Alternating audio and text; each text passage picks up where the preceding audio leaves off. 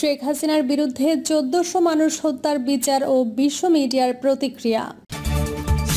এবং সর্বশেষ জানাবো এখনো বাংলাদেশের যেসব সম্পদ ভারতের দখলে।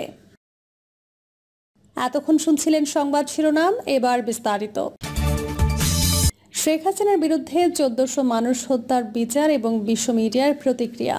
বাংলাদেশের ইতিহাসে সম্ভবত সবচেয়ে বিতর্কিত, রক্তাক্ত এবং রাজনৈতিকভাবে গুরুত্বপূর্ণ অধ্যায়টি রচিত হলো ২০২৪ সালের জুলাই আগস্ট মাসে।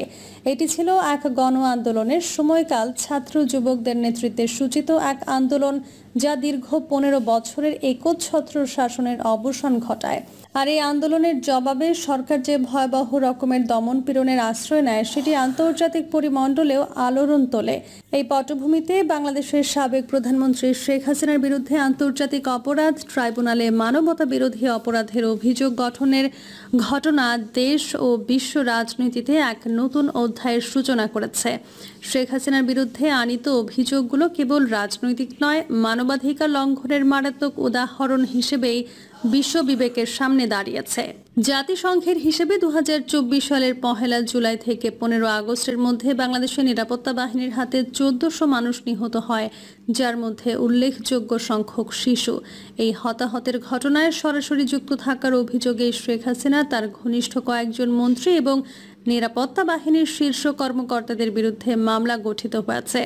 প্রসিকিউটরদের বক্তব্য অনুসারে এটি ছিল একটি সমন্বিত, বিস্তৃত এবং পর্যায়ক্রমিক হামলা, যার নেতৃত্বে ছিলেন স্বয়ং প্রধানমন্ত্রী ও তার ঘনিষ্ঠ মহল। সাবেক প্রধানমন্ত্রী শেখ হাসিনা বর্তমানে ভারতের স্বেচ্ছা নির্বাসনে রয়েছেন। যদিও তিনি এই মামলাকে রাজনৈতিক উদ্দেশ্য প্রণোদিত বলে অভিহিত করে প্রত্যাখ্যান করেছেন, তবে ট্রাইব্যুনালের অভিযোগপত্রে তার বিরুদ্ধে ৫টি গুরুতর অভিযোগ আনা হয়েছে: গণহত্যায় প্ররোচনা, উস্কানির সহযোগিতার ষড়যন্ত্র এবং গণহত্যা রোধে ব্যর্থতা। তার বিরুদ্ধে অভিযোগের ভিত্তিতে যে প্রমাণ সংগ্রহ করা হয়েছে তা আধুনিক প্রযুক্তির সাহায্যে অত্যন্ত নিখুঁতভাবে সংগ্রহ করা হয়েছে, যার মধ্যে রয়েছে হেলিকপ্টার থেকে গুলি চালানোর ভিডিও ফুটেজ, ড্রোন থেকে তোলা ছবি, মোবাইল কথোপকথনের রেকর্ড এবং ভিকটিমদের সাক্ষ্য। রোববার এই বিচারিক কার্যক্রম সরাসরি বাংলাদেশ টেলিভিশনে সম্প্রচারিত হয়, যা দেশের ইতিহাসে এক নজিরবিহীন ঘটনা। ট্রাইব্যুনালের প্রধান প্রসিকিউটর মোহাম্মদ তাজুল ইসলাম বলেন, এই বিচার প্রতিশোধ নয়, বরং ন্যায় বিচার নিশ্চিত করার উদ্দেশ্য পরিচালিত হচ্ছে। তিনি বলেন, গণতান্ত্রিক সমাজে মানবতার বিরুদ্ধে অপরাধের কোনো স্থান নেই।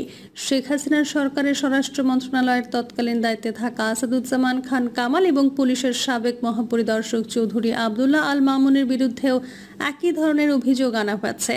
মামুন বর্তমানে নিরাপত্তা হেফাজতে থাকলেও কামাল পলাতক রয়েছেন। উল্লেখযোগ্যভাবে আদালতে হাজির না থেকেও তাদের অনুপস্থিতিতেই বিচার কার্যক্রম শুরু হয়েছে। এই মামলার পটভূমি তৈরি হয়েছিল রংপুরে ১৬ জুলাই ছাত্রনেতা আবু সাইদের হত্যাকাণ্ড নিয়ে। পুলিশের গুলিতে ঘনিষ্ঠ দূরত্ব থেকে গুলিবিদ্ধ হয়ে তিনি নিহত হন। আন্দোলনের প্রথম শহীদ হিসেবে তাকে গণমাধ্যম বারবার স্মরণ করেছে এবং এই হত্যাকাণ্ডই যেন সারা দেশে প্রতিরোধের আগুন ছড়িয়ে দেয়। ৫ই আগস্টের ঘটনার ভিত্তিতে পুলিশের ৮ কর্মকর্তার বিরুদ্ধে মানবতা বিরোধী অপরাধের অভিযোগ আনা হয়। তাদের মধ্যে ৪ জন বর্তমানে হেফাজতে থাকলেও বাকিদের অনুপস্থিতিতেই বিচার চলছে। ওই দিনই শেখ হাসিনা দেশ ত্যাগ করেন এবং ভারতে পালিয়ে যান। রাজনৈতিকভাবে এই বিচার একটি বড় রূপকথার মতো মনে হলেও এর বাস্তবতা আরও জটিল। কারণ ২০০৯ সালে শেখ হাসিনা সরকার নিজেই যে আন্তর্জাতিক অপরাধ ট্রাইব্যুনাল প্রতিষ্ঠা করেছিলেন, সেই একই আইসিটি আজ তাকে এবং তার ঘনিষ্ঠ মহলকে বিচারের মুখোমুখি করেছে। অথচ তখনকার বিচারগুলি ছিল পাকিস্তানপন্থী যুদ্ধাপরাধীদের বিরুদ্ধে, যেগুলোকে অনেকেই রাজনৈতিক প্রতিপক্ষকে দমন করার একটি হাতিয়ার হিসেবে দেখেছিলেন। এবার ইতিহাস যেন নিজেই উল্টো পথে হেঁটে এসেছে। নির্মাতায় এখন বিচারের আসামি। এদিকে এই বিচারিক কার্যক্রম বাংলাদেশের রাজনৈতিক অঙ্গনেও বড় পরিবর্তন এনেছে। জামায়াতে ইসলামের রাজনৈতিক নিবন্ধন পুনঃপ্রতিষ্ঠিত হয়েছে সুপ্রিম কোর্টের রায়। শেখ হাসিনা তার ক্ষমতায় থাকা অবস্থায় জামায়াতকে নিষিদ্ধ করেছিলেন এবং এর নেতাকর্মীদের ওপর দমন চালিয়েছিলেন। এখন সেই জামায়াত আবার নির্বাচনে অংশগ্রহণের অধিকার ফিরে পেয়েছে। পাশাপাশি মে মাসে অন্তর্বর্তী সরকার আওয়ামী লীগকে নিষিদ্ধ ঘোষণা করে। ফলে দেশের রাজনৈতিক ভারসাম্যে এক বড় ধরনের পরিবর্তন ঘটে গেছে। আন্তর্জাতিক অঙ্গনে এই বিচার নানা প্রতিক্রিয়ার জন্ম দিয়েছে। ফ্রান্সের বার্তা সংস্থা এএফপি, কাতারের আল জাজিরা, ভারতের ক্রোল, যুক্তরাষ্ট্রের হিউম্যান রাইটস ওয়াচ সহ নানা আন্তর্জাতিক সংস্থা এবং সংবাদ মাধ্যম বিষয়টি নিবিড়ভাবে পর্যবেক্ষণ করছে। অনেকেই বলছেন এটি কেবল একটি রাজনৈতিক নেতার বিচারের ঘটনা নয়, বরং এটি বাংলাদেশের গণতন্ত্র, মানবাধিকার এবং রাষ্ট্রীয় জবাবদিহিতার জন্য এক পরীক্ষা। বিশেষজ্ঞদের মতে, যদি এই বিচার কার্যক্রম সত্যি পক্ষপাতহীন ও স্বচ্ছ হয়, তাহলে তা হবে দক্ষিণ এশিয়ার জন্য একটি উদাহরণ। তবে যদি এটি পরিণত হয় আরেকটি রাজনৈতিক প্রতিহিংসার ক্ষেত্র হিসেবে, তাহলে তা এক নতুন করে সহিংসতা ও বিভক্তির জন্ম দিতে পারে।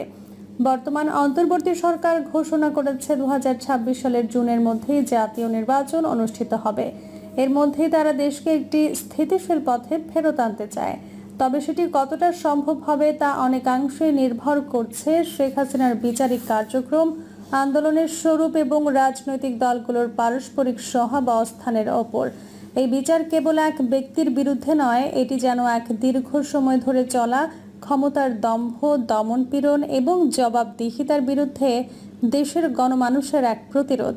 এবং সেই প্রতিরোধের ফলাফল কি দাঁড়াবে তা নির্ধারণ করবে বাংলাদেশের আগামী ইতিহাস। এখনও বাংলাদেশের যেসব সম্পদ ভারতের দখলে, বাংলাদেশের উত্তর সীমান্তে জমি হারানোর এক নীরব যুদ্ধ চলছে বছরের পর বছর। পঞ্চগড় জেলার সদর, তেঁতুলিয়া এবং বোদা উপজেলায় বিস্তীর্ণ জমি এখন ভারতের দখলে। প্রায় 330 একরের বেশি জমি অমীমাংসিত হিসেবে দীর্ঘদিন ধরে ব্যবহার করেছে ভারত, যেখানে তারা স্থাপন করেছে সীমান্ত পিলার, কাঁটাতারের বেড়া, এমনকি তৈরি করেছে চা বাগান। এই জমিগুলো বাংলাদেশের ভূখণ্ডে হলেও প্রশাসনিকভাবে এখনও তাদের মালিকানা পুনর্দাবি করা যায়নি। 2015 সালের চুক্তির মাধ্যমে ছিটমহল বিনিময় সম্পন্ন হলেও সীমান্ত এলাকার বাস্তব চিত্র বলছে অনেক জমি এখনও দখল হয়ে আছে এবং এসব জমির প্রশ্নে সরকারের ভূমিকা নিয়েও উঠেছে নানা প্রশ্ন।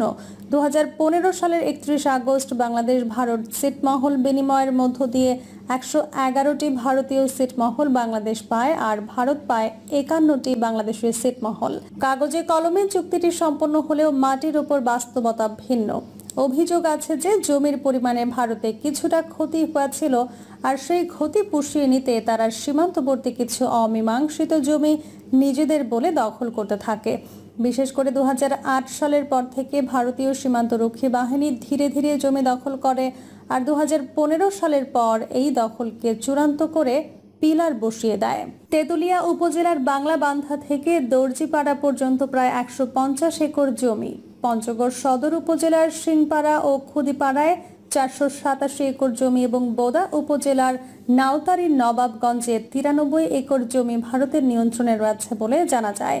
শুধু তাই নয়, ভারতের ফুলবাড়ি, গোয়ালগঞ্জ সিমেট্রি ও হাফতিয়াগঞ্জ বিএসএফ ক্যাম্পের সদস্যরা সেখানে বিভিন্ন অবকাঠামো নির্মাণও করেছে।